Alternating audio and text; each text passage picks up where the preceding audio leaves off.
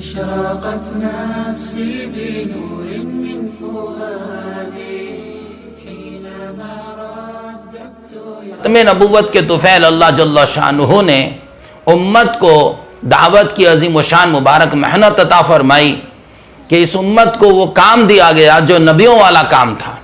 اس امت کو ذمہ داری دی گئی اور اللہ کے نبی صلی اللہ علیہ وسلم نے اجتماعی طور پر بھی ذمہ دار بنایا اور انفرادی طور پہ بھی ذمہ دار بنایا.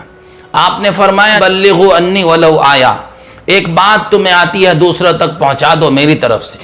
اور حجۃ الوداع کے موقع پر آپ نے اجتماعی طور پر دعوت دی ہے، صحابہ کو ذمہ دار بنائے کہ جو دین میں لے کر آیا تم تک پہنچا دیا کہ نہیں پہنچا دیا. تو صحابہ نے عرض کیا یا رسول اللہ آپ نے پہنچا نہیں دیا، آپ نے تو حق ادا کر دیا. تو اللہ کے نبی نے فرمایا تو اے اللہ تو گواہ رہنا. اور پھر صحابہ سے فرمایا تھا اے میرے صحابہ اب تمہاری ذمہ داری ہے اس دین کو غائبین تک پہنچاؤ. تو سارے صحابہ نے محنت کی، قربانیاں دی، تکلیفیں اٹھائی، اللہ کے دین کو لے کے عالم میں پھرے اور محنتیں فرمائی. ہاں میرے بھائیو دوستو بزرگوں، ہم لوگ تصور نہیں کر سکتے کہ کس طرح صحابہ کرام رضی اللہ تعالی مجمعین اللہ کے دین کی محنت کو لے کر پورے عالم میں پھرے ہیں اور کیسی زبردست قربانی دی ہے. اور یہ سلسلہ چلتے چلتے چلتے چلتے حضرت مولانا الیاس صاحب رحمت اللہ علیہ تک پہنچا. ہاں کہ اس زمانے کے اندر، اس صدی کے اندر اللہ تعالیٰ نے حضرت مولانا الیاس صاحب رحمت اللہ علیہ سے وہ کام لیا کہ پوری دنیا کے اندر 6 بر اعظم کے اندر پوری عقیدت اور بصیرت کے ساتھ کام کرنے والے موجود ہیں. میرے بھائیو دوستو بزرگوں، تو حضرت مولانا الیاس صاحب رحمت اللہ علیہ جن کی تربیت کی ہے حضرت مولانا رشید احمد گنگوہی رحمت اللہ علیہ نے، جن کی تربیت کی ہے بڑے بڑے علماء کرام کی صحبت جنہیں ملی، بڑے بڑے اللہ حضرت مولانا عبد الرحیم صاحب رائے پوری رحمت اللہ علیہ، حضرت تھانوی رحمت اللہ علیہ، بڑے بڑے بزرگان دین، مفتی کفایت اللہ رحمت اللہ علیہ. ان بزرگوں کی صحبت کی برکت سے اور ان بزرگوں کی تربیت کی برکت سے اللہ نے وہ مقام عطا فرمایا کہ حضرت مولانا الیاس صاحب رحمت اللہ علیہ کے اندر امت کا غم پیدا ہوا، وہ بے چینی پیدا ہوئی. یہی دارالعلوم دیوبند اور یہی مظاہر علوم کے طلبہ ہیں مولانا الیاس صاحب رحمت اللہ علیہ. تو میرے بھائیو دوستو بزرگوں، ہم بنیادی چیز پر نظر رکھیں کہ ہمارے مدرسے بنیاد ہیں، ہماری خانقاہیں بنیاد ہیں، ہماری دعوت کی عظیم و شان مبارک محنت بنیاد ہے دین کے زندہ ہونے کے لیے. پورے عالم میں حقیقت کے ساتھ دین زندہ ہو تو یہ مدارس اور یہ خانقاہیں اور یہ ہماری دعوت و تبلیغ کی محنت یہ ایک دوسرے کے معاون ہیں، مددگار ہیں، ایک دوسرے کے سہارے ہیں. اس لیے ساری چیزوں کے لے کر چلنا یہی دین ہے. میرے بھائیو دوستو بزرگوں، تو حضرت مولانا الیاس صاحب رحمت اللہ علیہ بنگلے والی مسجد میں تشریف لے گئے اور بنگلے والی مسجد میں جا کر محنت فرمائی، میواتیوں کا مجمع تیار کیا، کلمہ سکھایا، نماز سکھائی. ایسا غم پیدا ہوا. حضرت مولانا الیاس صاحب رحمت اللہ علیہ جب دوسرا حج فرمایا اس میں حضور اقدس صلی اللہ علیہ وسلم کے روزہ اطہر پر قیام تھا اور پیارے نبی صلی اللہ علیہ وسلم کی خواب میں زیارت ہوئی اور کہا گیا ہم تم سے کام لیں گے. تو مولانا الیاس صاحب رحمت اللہ علیہ کیونکہ امت کا بڑا غم اور درد تھا، جب یہ جملہ سنا تو اور بے چینی بڑھ گئی. تو اس وقت کے ایک عالم صاحب نے یوں کہا کہ حضرت آپ سے یوں کہا گیا ہے کہ ہم تم سے کام لیں گے، تو کام لینے والے لے لیں گے، یہ نہیں کہا گیا کہ تم کام کرو گے. تو اس سے اطمینان ہوا، لیکن بے چینی اتنی زبردست تھی کہ مولانا الیاس صاحب رحمت اللہ علیہ قربانیاں دیتے رہے، تکلیفیں اٹھاتے رہے، حتیٰ کہ ہزاروں بیگھہ زمین قربان ہوئی ہے اس دعوت کی عظیم شان محنت پر. اور پھر عملہ تیار ہوا ہے، بڑے بڑے اللہ والے، بڑے بڑے علماء کرام متوجہ ہوئے. تو مولانا الیاس صاحب رحمت اللہ علیہ نے مدرسہ کھولا اور محنت کی اور قربانی دی. تو بہت سارے طلبہ تیار ہوئے، حافظ قرآن تیار ہوئے. لیکن جو وہ اپنے ماحول میں واپس لوٹے، میوات میں واپس لوٹے، تو علم تو باقی رہا لیکن عمل نکل گیا. ایک صاحب تشریف لائے اور بڑی ان کی مونچھیں اور عجیب حلیہ دیکھ کر مولانا الیاس صاحب رحمۃ اللہ علیہ سے کسی صاحب نے کہا حضرت یہ آپ کے مدرسے سے فارغ ہوئے ہیں، حافظ قرآن ہیں۔ تو حضرت کو دیکھ کے بڑا دکھ ہوا، تکلیف ہوئی۔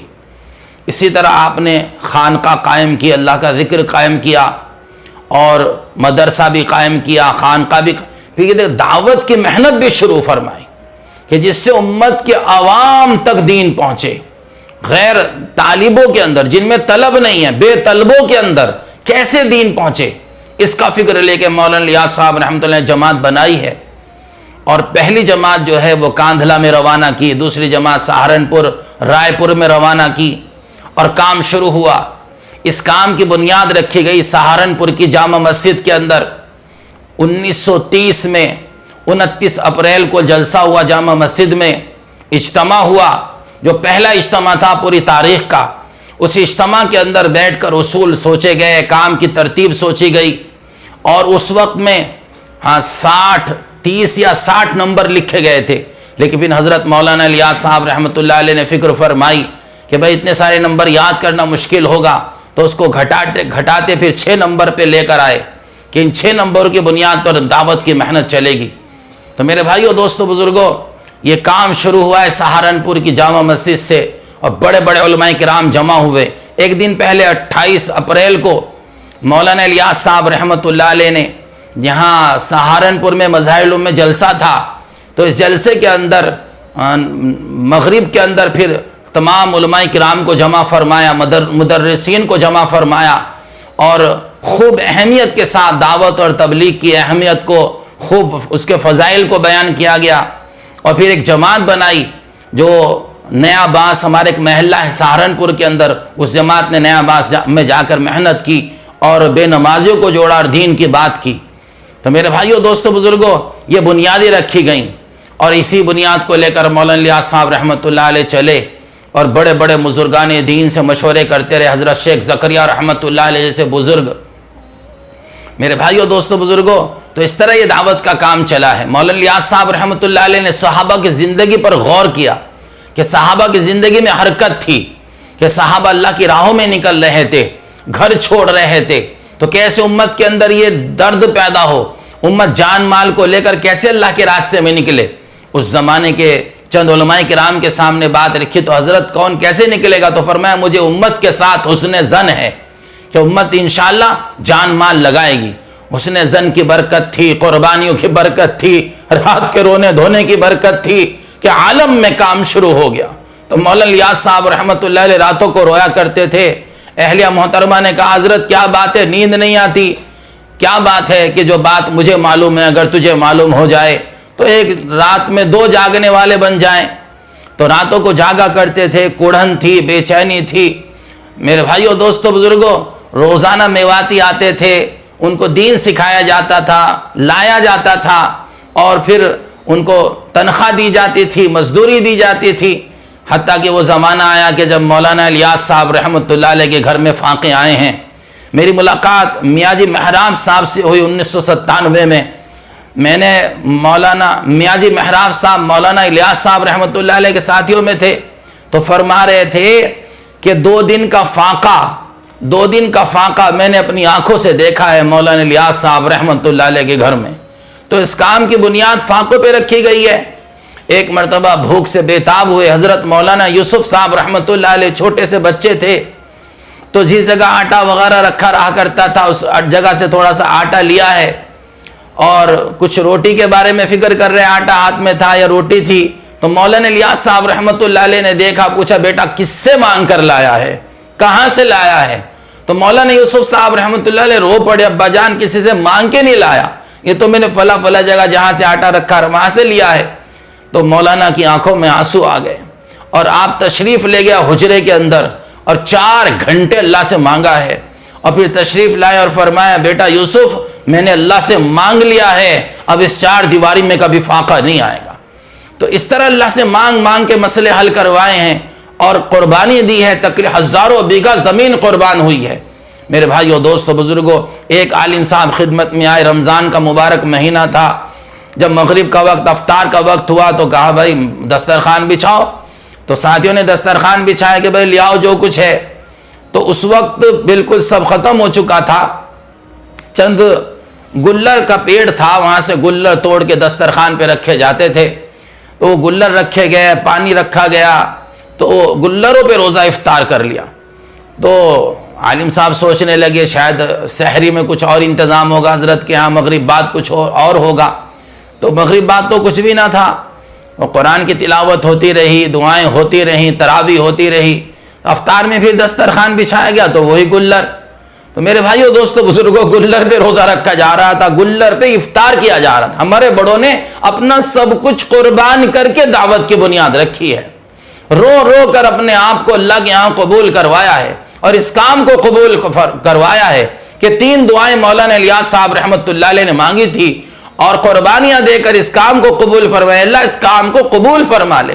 تو یہ کام ایسا قبول ہوا، ایسا مقبول ہوا، عالم کے چپے چپے پر پہنچ گیا۔ یہ حضرت کی دعاؤں کی برکت تھی۔ جو قربانی دینے والا، اللہ کے دین کے لیے مرنے مٹنے والا اللہ سے کچھ چیز مانگتا ہے، اللہ عطا فرماتے ہیں۔ میرے بھائیو دوستو بزرگوں، دوسری دعائیں مانگی تھی، اللہ اس کام میں ترمیم نہ ہو، کوئی اگر اس کام میں ترمیم کرنا چاہے، کام کے اصولوں کو بدلنا چاہے تو وہ نہ چلے۔ الحمدللہ آج بھی بعینی انہی اصولوں کے ساتھ کام چل رہا ہے۔ اللہ تعالیٰ قیامت تک اس کام کی حفاظت فرمائے، اور سارے مسلمانوں کو دین کی مبارک محنت کے لیے سنت اور شریعت کے مطابق، قرآن حدیث کے مطابق زندگی گزارنے کی توفیق عطا فرمائے۔ تو میرے بھائیو دوستو بزرگوں، تیسری دعا مانگی تھی، اے اللہ اس کام کو کوئی سمجھنے کے بعد اس کام کی مخالفت کرے تو اس سے تو نمٹ لے یا اللہ، ہاں تو اس سے نمٹ لے۔ میرے بھائیو دوستو بزرگوں، اس لیے دین کا کام اور دین کی محنتیں یہ مقصد حیات ہے۔ ہم اس کی مخالفت نہ کریں بلکہ تعاون کریں، مددگار بنیں۔ ہو سکتا ہے کچھ ساتھی کسی سے اوک چوک ہو جائے، لیکن اس کو پکڑنا نہیں ہے بلکہ درگزر کرنا ہے اور چلتے رہنا ہے۔ اور حضرت جی فرمایا کرتے تھے، کرتے رہنا ہے، ڈرتے رہنا ہے، مانگتے رہنا ہے، روتے رہنا ہے۔ تو میرے بھائیو دوستو بزرگوں، حضرت مولانا الیاس صاحب رحمۃ اللہ علیہ نے کام کی بنیاد رکھی اور مشورے کو وجود دیا، کہ صحابہ کرام کی زندگی مشورے سے لبریز تھی، کہ سارے صحابہ مشورے کے پابند تھے۔ تو مولانا الیاس صاحب رحمۃ اللہ علیہ نے مشورہ شروع فرمایا، مشورے کو ترجیح دی، اور جو بھی کام آپ کرتے تھے مشورے سے کرتے تھے۔ اس زمانے کے علماء کرام جو آپ کے رفقا تھے، آپ کے ساتھ تھے، مفتی کفایت اللہ رحمۃ اللہ علیہ اور دیگر علماء کرام، تو میرے بھائیو دوستو بزرگوں، شیخ زکریا رحمۃ اللہ علیہ، ایک مرتبہ حضرت کی طبیعت میں یہ بات پیدا ہوئی کہ جس طرح صحابہ رضی اللہ عنہ کی جماعتیں نکلتی تھی، لشکر نکلتے تھے تو ان کے ہاتھ میں جھنڈا ہوتا تھا، تو ہماری جماعت کے ہاتھوں میں بھی جھنڈا ہونا چاہیے، لیکن پہلے اس کا مشورہ کر لیں۔ دل میں یہ خیال آیا تو شیخ زکریا رحمۃ اللہ علیہ تشریف لائے، تو ان کے سامنے بات رکھی کہ مولوی زکریا میں یہ چاہتا ہوں کہ ہماری ہر جماعت کے پاس جھنڈا ہونا چاہیے جیسے صحابہ جھنڈا لے کر نکلتے تھے۔ تو شیخ نے رائے دی، نہیں حضرت بالکل نہیں، بلکہ اس زمانے میں جھنڈے کا مقصد کچھ اور تھا، آج کچھ اور تھا، ہماری جماعتیں جھنڈا لے کر نہیں چلیں گی، کہ ٹھیک ہے۔ تو اس طریقے سے علماء کرام کے ساتھ، مشوروں کے ساتھ، بڑوں کی تائید کے ساتھ چلے ہیں۔ ایک جماعت بنا کر کاندلہ بھیجی، کاندلہ میں جا کر جماعت نے محنت کی اور ساتھیوں کو خوب سمجھا بجھا کر بھیجا، جب تک حضرت نہ بلائیں جب تک نہ جانا۔ چاروں طرف محنت ہوتی رہی اور کارگزاری حضرت مولانا تھانوی رحمۃ اللہ علیہ کی خدمت میں پہنچتی رہی۔ پھر وہ زمانہ آیا کہ حضرت نے جماعت کو بلایا، اور جماعت کو بلا کر ان سے کہا کہ اگر کوئی تمہاری دعوت کرنا چاہے تو تم کیا کرو گے؟ کہ حضرت ہم 4 مہینے کی تشکیل کریں گے، کہ اگر کوئی 4 مہینے نہ دے سکے کہ ہم چلے کی تشکیل کریں گے، اگر کوئی چلہ نہ دے سکے تو ہم 3 دن کی تشکیل کریں گے، اگر کوئی 3 دن بھی نہ دے سکے تو فرمایا ہم گشت کے لیے کہیں گے، ملاقات کے لیے کہیں گے کہ اچھا، اور اگر ہم دعوت کرنا چاہیں کہ حضرت آپ تو ہمارے بڑے ہیں، سر کے تاج ہیں، ہم آپ کی دعوت کو انکار نہیں کر سکتے۔ تو کارگزاریاں سننے کے بعد اور جماعت کا ادب اور احترام دیکھنے کے بعد اور ساری ترتیب کو سننے کے بعد حضرت مولانا تھانوی رحمۃ اللہ علیہ نے یہ بات ارشاد فرمائی تھی کہ مولوی الیاس نے یاس کو آس سے بدل دیا، کہ جو نا امیدی کی ایک چاروں طرف فضا بنی ہوئی تھی کہ امت کی کیسے اصلاح ہوگی، کیسے جوان دین پر آئیں گے، کیسے لوگ دین پر آئیں گے، عالم میں دین کیسے زندہ ہوگا، یہ ذہن بنا ہوا تھا بعض کا کہ بغیر حکومت کے دین نہیں آ سکتا۔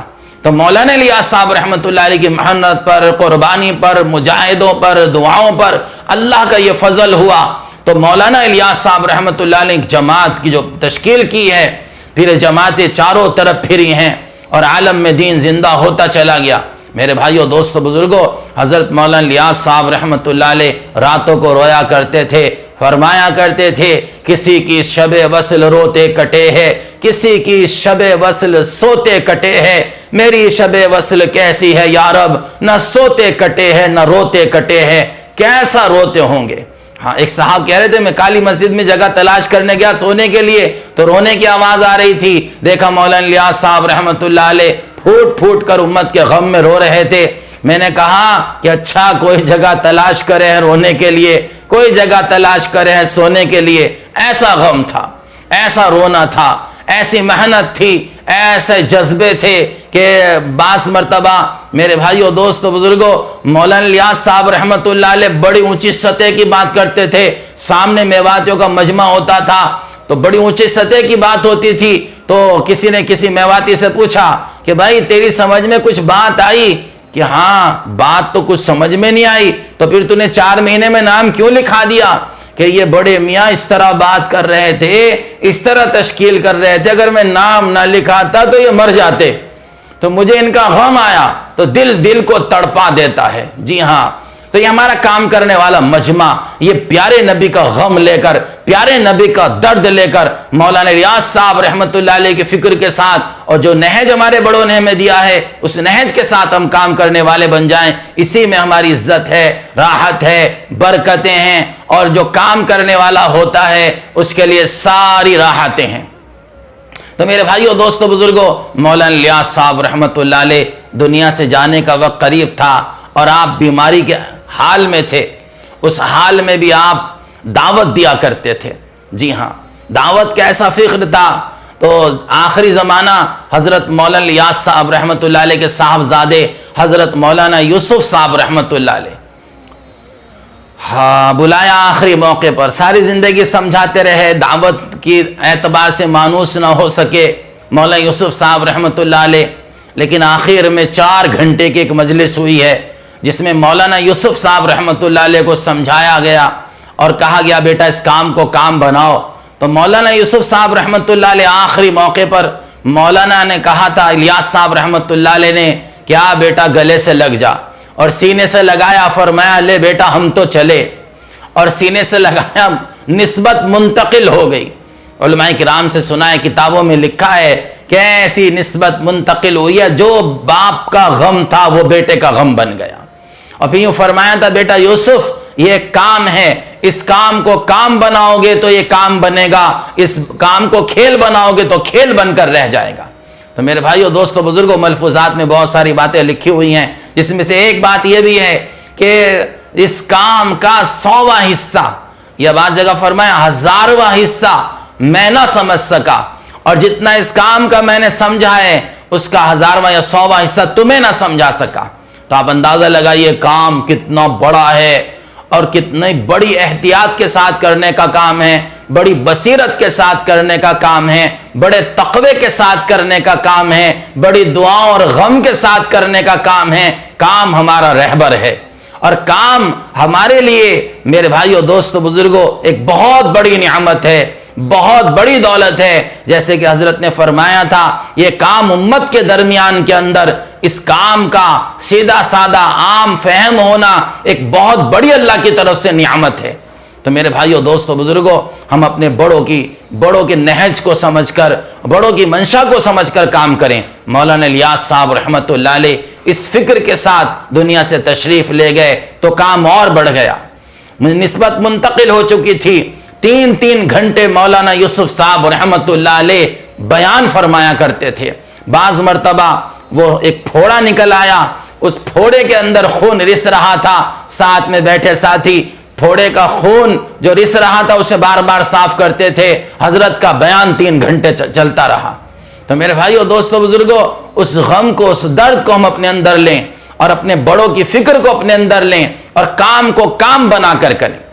جی، مولانا الیاس صاحب رحمۃ اللہ علیہ ایک جماعت بنائی ہے 30 علماء کرام کی، جو عرب لے گئے ہیں، اور وہاں عربوں کو، علماء کرام کو جوڑا اور سوال کیا کہ بتاؤ بھائی، یہ دعوت کی عظیم و شان مبارک محنت ہم لے کر آئے ہیں، اس سے پہلے ایک سوال یہ کیا تھا، بتاؤ امت میں کس بات کی کمی ہے جس کی وجہ سے امت جو ہے وہ دین سے دور چلی گئی ہے؟ تو کسی نے کہا علم کی کمی ہے، کسی نے کہا مال کی کمی ہے، کسی نے کہا حکومت کی کمی ہے۔ تو حضرت نے فرمایا کہ نہیں، یہ باتیں نہیں ہیں، امت میں یقین کی کمی ہے، کہ آج یقین اور ایمان کی کمی کی وجہ سے امت دین سے دور ہوئی ہے۔ تو میرے بھائیو دوستو بزرگ، مثالیں بھی دی ہیں بہت ساری کہ جتنا مال آج امت کے پاس ہے اس سے پہلے کبھی نہیں تھا، جتنے مدرسے آج کی تاریخ میں اس سے پہلے کبھی نہیں تھے، اور یہ تمام باتیں ارشاد فرمائی۔ تو سب نے اس بات کا اقرار کیا کہ بے شک امت میں ایمان کی کمزوری آئی ہے، ایمان اور یقین کی کمی آئی ہے، اس وجہ سے امت دین سے دور ہوئی ہے۔ تو حضرت مولانا الیاس صاحب رحمۃ اللہ علیہ نے یہ 6 نمبر 6 صفات پر بنیادی باتوں پر کام کو شروع فرمایا اور فضائل کی بنیاد پر امت کو اٹھایا۔ لیکن اس کا مطلب نہیں فضائل پر ہم محدود ہو جائیں، بلکہ فضائل کے ساتھ مسائل کا سیکھنا بھی انتہائی ضروری ہے۔ فضائل سے عمل کا شوق پیدا ہوتا ہے، اور مسائل سے حضرت مولانا الیاس صاحب رحمۃ اللہ علیہ چاہتے تھے کہ ہر ایک کا تعلق علماء کرام سے ہو جائے، کہ فضائل کی تعلیم کے ذریعے سے امت میں وہ فکر پیدا ہو دین کے سیکھنے کی، اور فضائل کے ذریعے سے امت میں عمل کا شوق پیدا ہو، عمل کرنے کا جذبہ پیدا ہو۔ پھر جب عمل کرنا ہو تو مسائل معلوم کر کے معتبر کتابوں سے، جس میں سے ایک کتاب بیشتی زیور ہے جو تھانوی رحمۃ اللہ نے لکھی، اور دیگر علماء کرام سے معلوم کر کر مسائل کی کتابیں، مسائل نماز، مسائل روزہ، ایسے مسائل زکوٰۃ، مسائل حج، یہ سارے مسائل حاصل کریں، اور حاصل کر کے عمل کو صحیح شکل اور صحیح صورت کے ساتھ ادا کریں۔ یہ چاہت تھی مولانا الیاس صاحب رحمۃ اللہ چاہتے تھے کہ ہماری ہر جماعت کے ساتھ ایک حافظ قرآن ہو، جس سے ہر ساتھی کا قرآن ٹھیک ہو۔ 20 سال ہو گئے تبلیغ میں لگے ہوئے، قرآن ٹھیک نہیں ہے۔ 20 سال ہو گئے تبلیغ میں لگے ہوئے اور مسائل یاد نہیں ہیں، نماز کے فرائض یاد نہیں ہیں۔ کتنی بڑی کمی ہے ہمارے اندر، اللہ ہماری کمی کو دور فرمائے۔ اور تو یہ محنت کرنے والے، یہ تبلیغ والے، یہ دعوت والے، یہ مولانا الیاس صاحب رحمۃ اللہ علیہ کی فکر کو اپنی فکر بنائیں، اور جس ترتیب نہج پر مولانا یہ چاہتے تھے ہر جماعت میں ایک عالم ہو جس سے ساتھیوں کو مسائل بتا سکیں اور مسائل کے اعتبار سے تربیت ہو سکے۔ تو میرے بھائیو دوستو بزرگوں، حضرت مولانا الیاس صاحب رحمۃ اللہ علیہ ساری زندگی قربان کر گئے، اور ساری زندگی روتے چلے گئے، تڑپتے چلے گئے۔ آخر کے اندر بھی یہی فکر تھا۔ مولانا یوسف صاحب رحمۃ اللہ علیہ کو ایسی فکر دلائی اور ایسی ترغیب دی کہ انہوں نے بھی کام کو کام بنایا، اور پورے عالم میں پھر کام پھیلا ہے، اور پورے عالم کے اندر مشورے زندہ ہوئے ہیں۔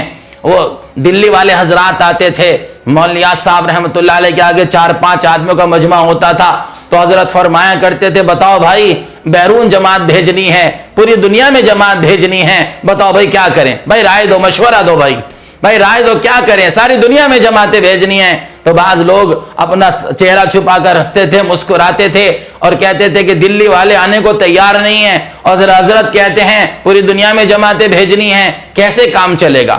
میرے بھائیو دوستو بزرگوں، ایک موقع پر فرمایا تھا بھائی یہ جو مکانات ہیں اور یہ جو بلڈنگ ہیں، یہ ہوادار کمرے بناؤ، یہاں بیرون کی جماعتیں آ کر ٹھہرا کریں گی، یہاں ٹھنڈے ملکوں کے لوگ آئے کریں گے۔